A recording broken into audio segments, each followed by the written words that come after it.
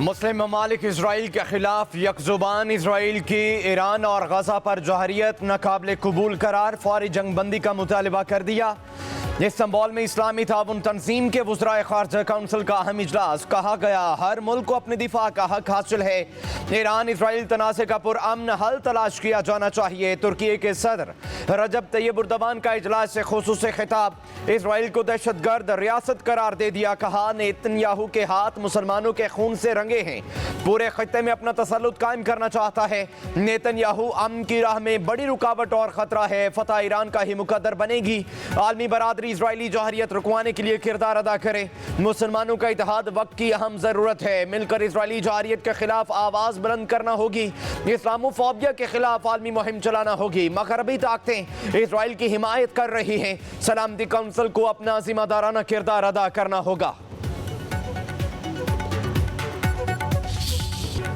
Istanbul में मुस्लिम ममालिक की बड़ी बैठक। इसराइल की ईरान और गजा में जारियत पर खुसूसी सेशन। पाकिस्तान के नायब वज़ीर आज़म इसहाक डार और ईरान के वज़ीर ख़ारजा अब्बास अराग़ची समेत 40 से ज़ायद ममालिक की शिरकत। Secretary general OIC Hussain Ibrahim ताहा ने कहा इसराइल की जारियत नाकाबिल कबूल। ईरान और इसराइल के तनाज़े का पुरअमन हल तलाश करना चाहिए। इसराइल और ईरान के दरमियान जंग बंद होना चाहिए। अक़वाम मुत्तहिदा की करारदाद के मुताबिक हर मुल्क को अपने दिफा का हक हासिल है। तुर्किया के वज़ीर ख़ारजा हाकान फिदान बोले इसराइल खिते में अदम इस्तेहकाम का सबब बन रहा है। सहूनी रियासत खिते को मुकम्मल तबाही की तरफ लेकर जा रही है। गजा के लोगों का कत्लेआम किया जा रहा है। मौजूदा सूरत हाल में उम्मत को मुत्तहिद होने की ज़रूरत है। नायब वज़ीर आज़म इसहाक डार और फील्ड मार्शल सैयद आसिम मुनीर की तुर्क सदर रजब तैयब उर्दवान से मुलाकात। इस्तांबुल में OIC इजलास के मौका पर होने वाली मुलाकात में दो तरफा बाहमी दिलचस्पी के उमूर और खिते की सूरत हाल पर तबादला ख्याल। इसराइल की ईरान पर जारियत पर भी गुफ्तगू। मुलाकात में दोनों ममालिक के दरमियान देरीना बरादराना ताउन मज़ीद मुस्तहकम बनाने के आज़म का इआदा। तर्जुमान दफ्तर ख़ारजा के मुताबिक पाक तुर्क रहनुमाओं ने ईरान की खुद मुख्तारी, इलाकाई सालमियत और दिफा के हक की हिमायत का इआदा किया। मशरक़ वस्ता में कशीदगी कम करने के लिए सिफारती कोशिशें जारी रखने पर इतफाक। आलमी बरादरी से खत्ते में अमन और इस्तेहकाम की बहाली में किरदार अदा करने का मुतालिबा। ईरान यूरेनियम अफसोदगी मुकम्मल बंद नहीं करेगा। वज़ीर ख़ारजा अब्बास अराग़ची का दो टोक मौक़िफ़। एक इंटरव्यू में कहा हमले के बाद यकीन नहीं कि अमरीका पर एतमाद किया जा सकता है या नहीं। ट्रंप इंतज़ामिया 2 हफ्ते के अंदर मुआहिदे के लिए अपना अज़्म दिखाए। शायद अमरीका ने बातचीत को इसराइली हमलों को कवर के तौर पर इस्तेमाल किया है। आयतुल्लाह ख़amenei पर हमला सबसे बड़ा जुर्म होगा, लेकिन वो ऐसा कर नहीं पाएंगे।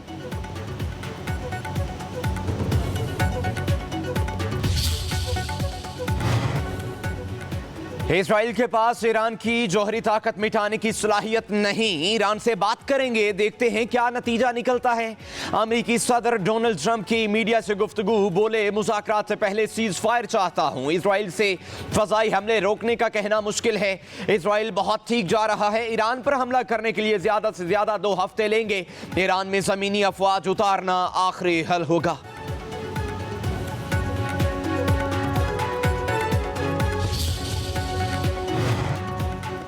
इसराइल का ईरानी शहर अस्फहान में न्यूक्लियर साइट पर हमला। किसी खतरनाक मवाद का कोई इखराज नहीं हो रहा।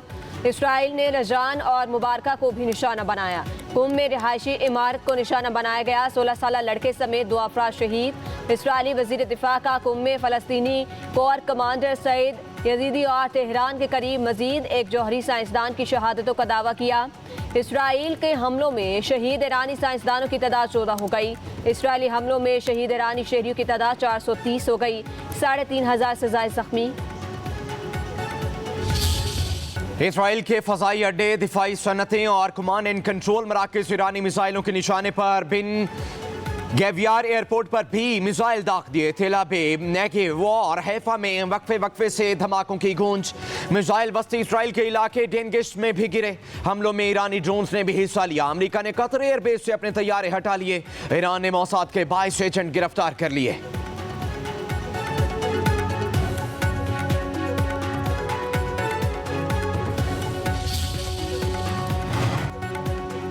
ईरानी सुप्रीम लीडर ने अपने मुमकिन जानशीन मुकर्रर कर दिए। न्यूयॉर्क टाइम्स का दावा। अमरीकी अखबार के मुताबिक आयतुल्लाह अली ख़amenei ने 3 सीनियर उलमा को जानशीन नामजद किया है। फौजी कमान के लिए भी मुतबादिल का इंतखाब कर लिया। सुप्रीम लीडर ने अपने बंकर से इलेक्ट्रॉनिक मवासलात का इस्तेमाल भी तुर्क कर दिया है, जबकि अपने कमांडर्स के जरिए ही बात कर रहे हैं। 86 बरस के आयतुल्लाह खमनेई 36 साल से ईरान के सुप्रीम लीडर हैं।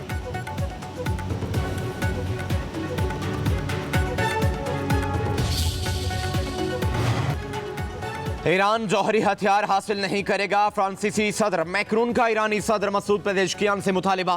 फ्रांस और ईरान के सदूर में टेलीफोनिक राब्ता। सदर मैक्रून का यूरोप और ईरान के दरमियान बातचीत में तेजी पर जोर। कहा ईरान को तमाम जमानतें देनी होंगी कि उसका जौहरी प्रोग्राम पुरअमन है।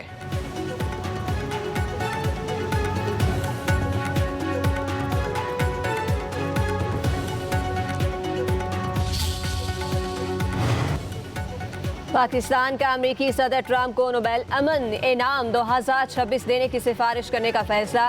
ट्रंप को अमन पसंद सालिस करार दे दिया। हुकूमत पाकिस्तान का कहना है सदर ट्रंप की क़यादत ने जनूबी एशिया को एटमी तसादुम से बचाया। इस्लामाबाद और नई दिल्ली के साथ सिफारती रवाबित से जंग का खतरा टाल दिया। सिफारती कोशिशों से पाकिस्तान और भारत के दरमियान कशीदगी में कमी आई। हुकूमत पाकिस्तान ने मसला कश्मीर के हल में ट्रंप की संजीदा दिलचस्पी को भी सराहा। अमरीकी सदर का किरदार आलमी अमन और मशरिक़ वस्ता में इस्तेहकाम के लिए भी अहम करार दिया। आलामी के मुताबिक डोनाल्ड ट्रंप की नोबेल अमन इनाम के लिए भी नामजदगी। फैसला हालिया पाक भारत बहरान में सदर ट्रंप की फैसला कुन सिफारती मुदाखलत पर किया गया। अमेरिकी सदर डोनाल्ड ट्रंप का भी नोबेल प्राइज की ख्वाहिश का इज़हार। बोले पाकिस्तान और भारत के दरमियान जंगबंदी पर मुझे नोबेल प्राइज मिलना चाहिए। रवांडा, कॉन्गो, सेर्बिया, कोसोवो के भी नोबेल प्राइज दो। नोबेल प्राइज सिर्फ लिबरल्स को मिलता है, ये लोग मुझे नहीं देंगे।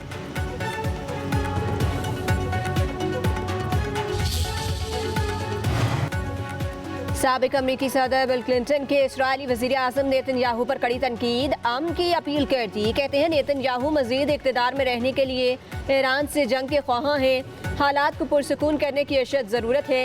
उम्मीद है डोनाल्ड ट्रंप कशीदा सूरत हाल में मुस्बत किरदार अदा करेंगे।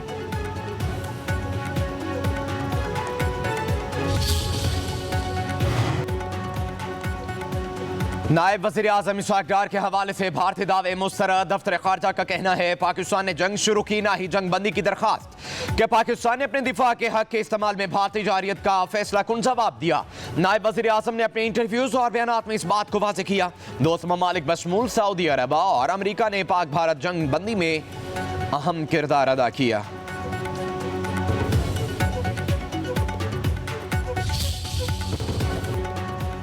हुकूमत का सोलर पैनल पर टैक्स 18 से कम करके 10% करने का ऐलान। वज़ीर ख़जाना मोहम्मद औरंगज़ेब का सेनेट में इज़हार ख्याल। कहा सोलर पैनल पर 10% टैक्स का इतलाक 40% दरामदी पुरजाजात पर होगा।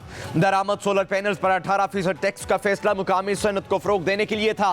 टैक्स में कमी से तनख्वाहदार तबके की आमदनी में इजाफा होगा। वज़ीर ख़जाना ने मज़ीद कहा मुनाफाखोरों को अवामी इस्तेहसाल की इजाज़त नहीं दी जाएगी। नाजायज़ मुनाफाखोरों के खिलाफ सूबाई हुकूमतों से मिलकर सख्त इकदाम करेंगे। अपोजिशन लीडर शिबली फराज ने कहा यह बजट अवाम के खिलाफ है। गुर्बत को कम करने के लिए कोई इकदाम नहीं किए गए। सेनेटर अली जफर बोले सेनेट कमेटी कोई फैसला नहीं कर सकती, सिर्फ रिपोर्ट दे सकती है।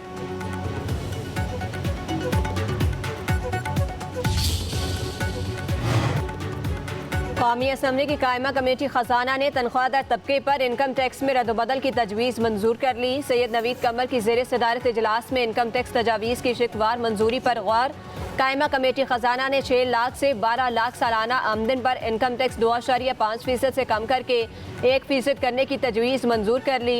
कॉरपोरेट सेक्टर पर सुपर टैक्स में 0.5% कमी की तजवीज़ भी मंजूर कर ली गई।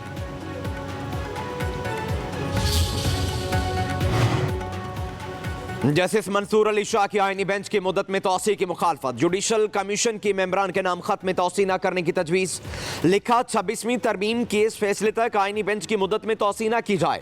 19 जून के इजलास के लिए पाकिस्तान में अदम दस्तयाबी का पेशगी बताया। माजी में एग्जेक्टिव मेंबरान की अदम मौजूदगी पर इजलास मुअख्खर हो चुका है। अदलिया मेंबरान अकलियत में है, इसलिए शायद मुअख्खर नहीं कर पाए। 26वीं तरमीम फैसले से पहले तोसी बहरान मजीद गहरा करेगी। ये तनाज़ा इदारे की साख और इस पर अवामी एतबार को तबाह कर रहा है।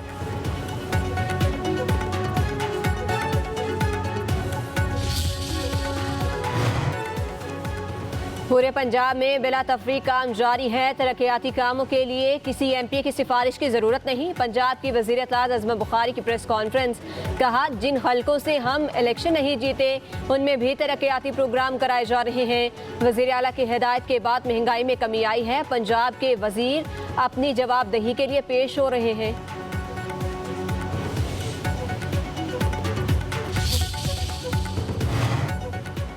वज़ीर आज़म के बानी PTI के खिलाफ हत्या के इज्जत के दावे पर समाअत। शहबाज शरीफ वीडियो लिंक पर अदालत में पेश।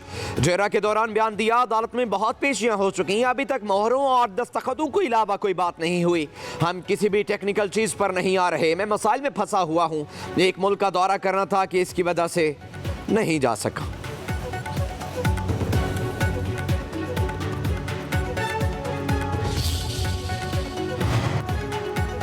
बानी PTI की जिला घेराव के 8 मुकदमात में दरख्वास्त जमानत। लाहौर हाई कोर्ट ने केस समाअत के लिए मुकर्रर कर दिया।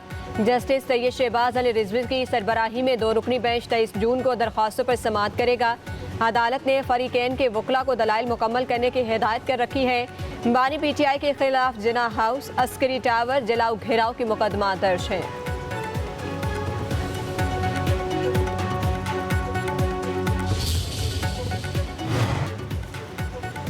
पाकिस्तान की पहली खातून वज़ीर आज़म मोहतरमा बेनज़ीर भुट्टो शहीद की 72वीं सालगिरह। सदर आसिफ अली जरदारी का बेनज़ीर भुट्टो शहीद की सालगिरह पर पैगाम। शहीद बीबी ने आमरीत के खिलाफ जुर्रत और इस्तेकामत से मुज़ाहमत की। शहीद मोहतरमा बेनज़ीर भुट्टो की फ़िक्र आज भी एक मुनसिफाना और जमहूरी मुआशरे के क़याम के लिए मशअल राह है। हम शहीद बीबी के विजन से रहनुमाई लेते हुए जमहूरियत को मुस्तहकम करेंगे। हर शहरी के बुनियादी हुकूक का तहफ़्फ़ुज़ यकीनी बनाएंगे। Chairman Peoples Party Bilawal Bhutto ने कहा, शहीद बेनज़ीर भुट्टो एक निडर आवाज़ थी जो बेजुबानों की तर्जुमान थी।